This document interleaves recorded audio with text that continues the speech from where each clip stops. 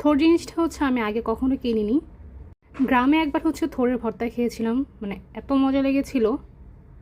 তো ঢাকায় হচ্ছে প্রায় দেখি, বাট হচ্ছে কখনো কেনা হয়নি। তো সেদিন নিয়ে আসলাম যে দেখি থোর ভর্তা খেয়ে দেখি কেমন লাগে।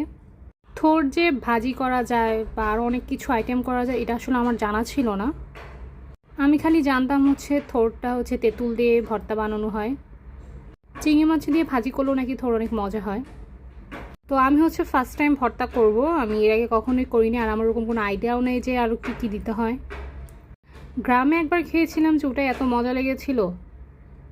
আম্মুকেও দেখি কখনো থোর আনে না, তো আমার বাজারে দেখে হচ্ছে খুবই নিতে ইচ্ছা করলো, তাই হচ্ছে নিয়ে চলে আসছি। থোর কীভাবে কাটতে হয় সেটাও আমার জানা নেই, তো হচ্ছে আম্মু দেখিয়ে দিলে এভাবে কুচি কুচি করে কাটতে হয়। তো এরপর হচ্ছে আমি অনেকগুলো তেঁতুল নিয়ে নিলাম। তেঁতুলগুলো হচ্ছে হালকা পানি দিয়ে ভালোভাবে আমি মেখে নিব। এরপর হচ্ছে শুকনো মরিচ দিয়ে দিলাম, পোড়া শুকনো মরিচ দিয়েছি আমি। শুকনো মরিচ আর লবণ দিয়ে হচ্ছে আমি ভালোভাবে সব কিছু মেখে নিব। জানি না কেমন হবে, ফার্স্ট টাইম ট্রাই করতেছি। তো আমি হচ্ছে এখন মানে সব কিছু মাখা ডান। এখন আমি সব কিছু মিক্স করব, একদম মানে ভালোভাবে হচ্ছে মাখতে হবে।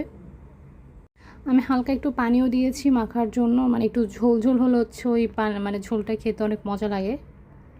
সব ভর্তা বানালে আসলে আমার খালি গ্রামের কথা মনে পড়ে। গ্রামে হচ্ছে মুচি ভর্তা করতো, মূলা ভর্তা, পেঁপে ভর্তা, কাঁচকলা ভর্তা, তেঁতুল দিয়ে বানাতো, এত মজা লাগতো। খুবই সিম্পলভাবে বানাতো, ওরকম মানে অনেক অনেক জিনিস দিত না, জাস্ট মনে হয় তেঁতুল, লবণ আর হচ্ছে শুকনো মরিচ দিয়ে মাখতো, তাতেই যে এত মজা লাগতো। সবাই মিলে খেতে বসে যেতাম। তো এই যে আমার ভর্তা বানানোর ডান, খেতে কিন্তু অনেক মজা হয়েছে।